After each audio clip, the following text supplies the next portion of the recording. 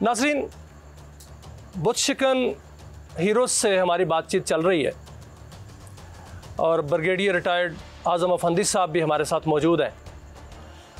अब हम बात करेंगे कि दुश्मन अगर अपना नापाक इरादा रखता है और जसारत करता है पाकिस्तान पर जारहियत करने की, जो कि वो सिंतास वाहिदे से निकल चुका है और अब माहौल बना रहा है जंग का, अगर किसी जगह स्ट्राइक करता है तो उसको मुंह की खानी तो पड़ेगी, लेकिन मोदी के लिए पैगाम क्या होगा?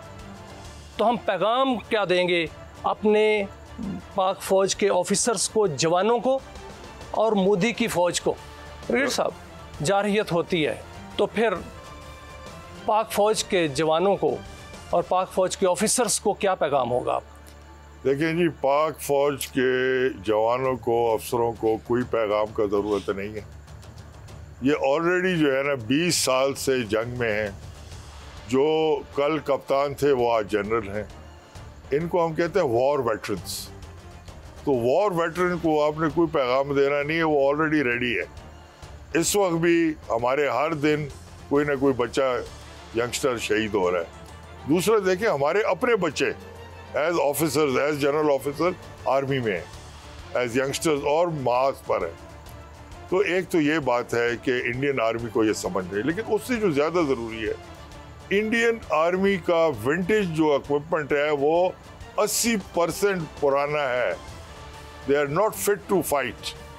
ना उनकी एयरफोर्स, ना उनकी नेवी, ना उनकी आर्मी। उनका एयरक्राफ्ट कैरियर आपको पता है 2 दिन बाद वापस चला गया, आपको पता चला होगा। बिल्कुल। नेवी का तो ये हाल है, उनका एयरफोर्स का ये हाल है कि अल्लाह ताला उनको दोबारा भेजे हमारे पास। देखिए, सबसे जो बड़ी चीज़ है, हम यहाँ सारे टॉपर बैठे हुए हैं और पाकिस्तान में हमने टॉप नहीं किया है। हमने जापान में टॉप किया है, भाई ने अमेरिका में टॉप किया है, भाई ने अमेरिका में टॉप किया है। पाकिस्तान के तकरीबन जो है 70% officers are toppers in the world. फिर यूएन में हम हैं। तो we don't have to give a message to anybody, they have to understand who they are looking in the eye. So my request to the Indian chiefs is कि खुदा के लिए please don't play games. मारे जाओगे मत करो। This is no more 71 and don't do it, you will be surprised. क्योंकि देखिए, सबसे बड़ी बात यह है ना, the Indian army, the Indian air force and the Indian navy is not supporting Modi. The Sikhs are not fighter. तो सिख है, सिख ही नहीं उनको सपोर्ट करे तो क्या लड़ेंगे वो?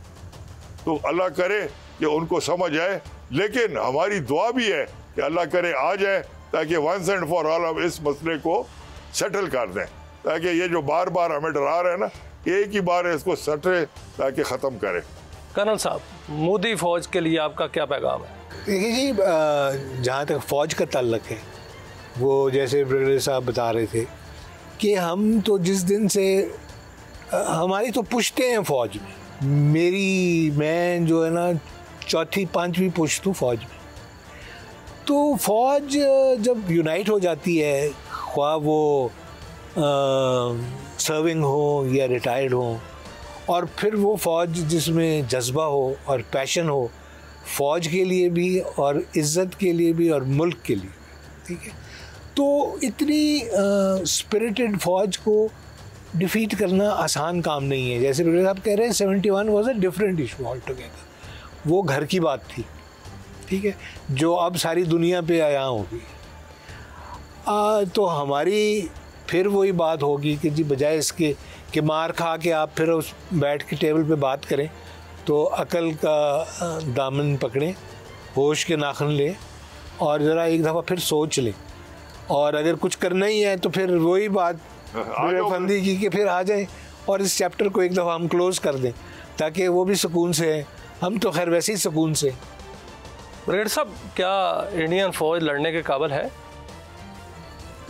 2 चीज़ें होती हैं, एक कैपेबिलिटी और एक इंटेंशन। कैपेबिलिटीज़ उनकी काफ़ी हैं, लेकिन उन्हें ये याद रखना चाहिए कि हमारे पास बाज़ इस तरह के असला है कि जो कि फ्लैटनर है। ये नहीं कि उनके इतने हैं तो हमारे इतने हैं। इस रेस की इब्तदा इंडिया ने की थी स्माइलिंग बुद्धा ऑपरेशन के साथ, जब उन्होंने राजस्थान में धमाका किया था। वो मामलात की संजीदगी को समझने की कोशिश करें।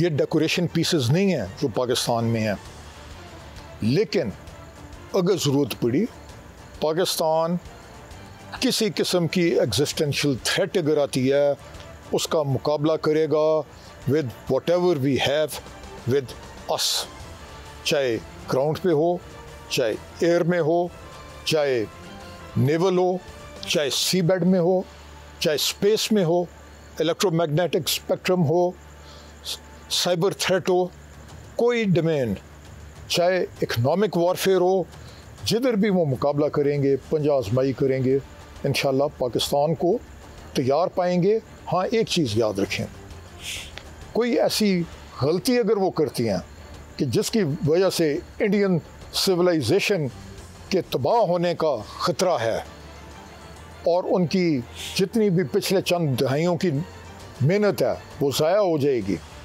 तो उसकी ज़िम्मेदारी इंडिया पे होगी। पाकिस्तान और दीन इस्लाम एक अमन पसंद मुल्क है, लेकिन हमारे लिए जस्टिस पीस से ज़्यादा इम्पोर्टेंट है। ये नहीं है कि पीस की वजह से हम कुर्बानियाँ देंगे। वो कश्मीरी मुसलमानों पे जुल्म न करें, इसी तरह इंडिया के मुसलमानों के हुकूक सल्ब न करें। जो 7 सिस्टर्स हैं उधर लोगों के लिए मसाइल न खड़े करें, और जो हिंदू धर्म में मुख्तलिफ कास्ट्स हैं उधर जो दलित हैं उनको तंग न करें। जिस तरीके से गांधी जी ने फरमाया था रिगार्डिंग हरिजान्स, लेकिन अनफॉर्चुनेटली उनकी मौजूदा लीडरशिप चंद्र बोस या फिर गांधी की तरह नहीं है। ये हिंदुत्व पे यकीन रखती है, फनेटिकल लीडरशिप है। तो हमारी तैयारी अल्लाह के फजल से मुकम्मल है। आना है तो आएँ, हॉट टी पीनी है हॉट टी पिएँ, कोल्ड कॉफ़ी पीनी है कोल्ड कॉफ़ी पिएँ, कुल्फ़ी मलाई खानी है खाएँ। ये है कि जब उनका नुकसान हो जाएगा तो उनको बाइज़्ज़त तरीके से वापस भेज दिया जाएगा, लेकिन जो नुकसान हुआ उसकी तलाफ़ी नहीं होगी, चाहे इंफ्रास्ट्रक्चर का हो, इंसानी जानों का हो या कुछ ही हो। इंशाल्लाह। ब्रिगेडियर साहब, दुश्मन को घमंड है कि उनकी तादाद बहुत ज़्यादा है, पाकिस्तान की तादाद बहुत कम है, छोटा मुल्क है। क्या थोड़ी तादाद, कसीर तादाद को माजी भरा हुआ है मुसलमानों का कि उन्होंने हर महाज पे शिकस्त दी? अब आप क्या समझते हैं कि अगर ऐसी मुठभेड़ होती है तो बड़ी तादाद जो है वो छोटी तादाद से लड़ लेगी? बड़ा आपने अच्छा क्वेश्चन किया है, लेकिन मेरे ख्याल में अगर आप थोड़ा सा इंडिया का स्टडी करें तो वो जितनी तादाद उनकी बड़ी है ना, वो फाइटर नहीं है। They are not fighters. जो फाइटर हैं वो बड़े थोड़े हैं, और वो मैंने कहा ज़्यादातर सिख हैं, and they don't want to fight. हमारी तरफ एवरीबडी इज अ फाइटर। ठीक है, पहले भी आपको पता है कश्मीर किसने लिबरेट किया है? हमारे पठान। अच्छा, मोदी साहब ने कहा मेरा बाप पठान है, अभी उसका भी हमें डीएनए करना पड़ेगा कि कौन सा पठान है, क्योंकि इतना तो कोई पठान नहीं होता है कि ऐसे हरकतें करे जो मोदी कर रहे हैं। तो वो भी एक अलग चैप्टर हमने। लेकिन एक आखिरी बात मैं करना चाहता हूँ जो इंडिया को फिर सोचना चाहिए।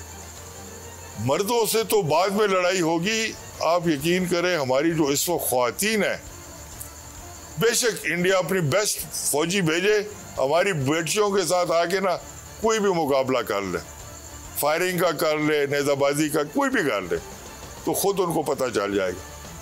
नाज़रीन, आपने हीरोज़ की बातें सुनी, आज हमने बुत शिकन ऑपरेशन की कहानी भी सुनी, और ये भी आज हीरोज़ ने बताया कि हमारी फ़ौज क्या सरप्राइज़ दे सकती है, और मोदी को ये पैगाम भी दिया कि मत आना, आए तो फिर पहले से ज़्यादा बड़ा सरप्राइज़ मिलेगा।